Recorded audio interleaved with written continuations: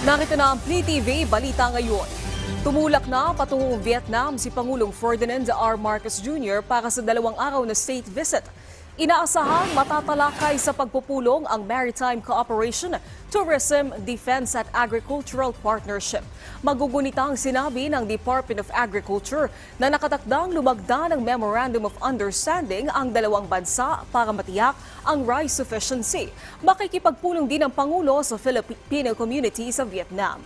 Pansamantalang mamamahala sa bansa si Vice President Sara Duterte habang nasa state visit ang Pangulo. I'm confident that this state visit will bring our relations with Vietnam to greater heights.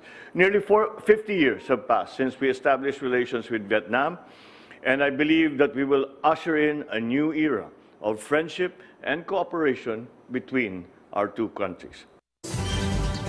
Nagsuot ng puting damit at maroon armband sa mga senador at mga empleyado nito bilang pagprotesta sa isinusulong na People's Initiative.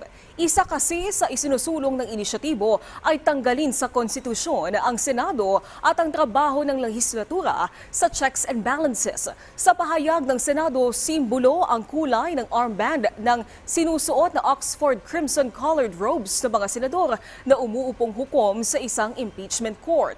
Ito anila ay tanda sa pagsulong ng Senado sa demokrasya at interes sa mga Pilipino sa tulong ng mga batas. Noong nakaraang linggo, lumagda ng isang manifesto ang 24 na senador para ipahayag ang hindi pagsang-ayon sa People's Initiative na tinawag ni Senate President Juan Miguel Zubiri bilang flawed and unconstitutional. Abiso po sa mga motorista, humabol na sa pagpapakarga dahil may panibagong malakihang dagdag presyo sa mga produktong petrolyo na ipatutupad ng mga kumpanya ng langis bukas January 30.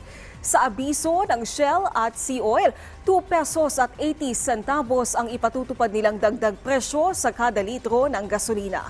Piso at 30 centavos naman ang umento sa kada litro ng kanilang diesel, habang 45 centavos ang taas presyo sa kada litro ng kerosene.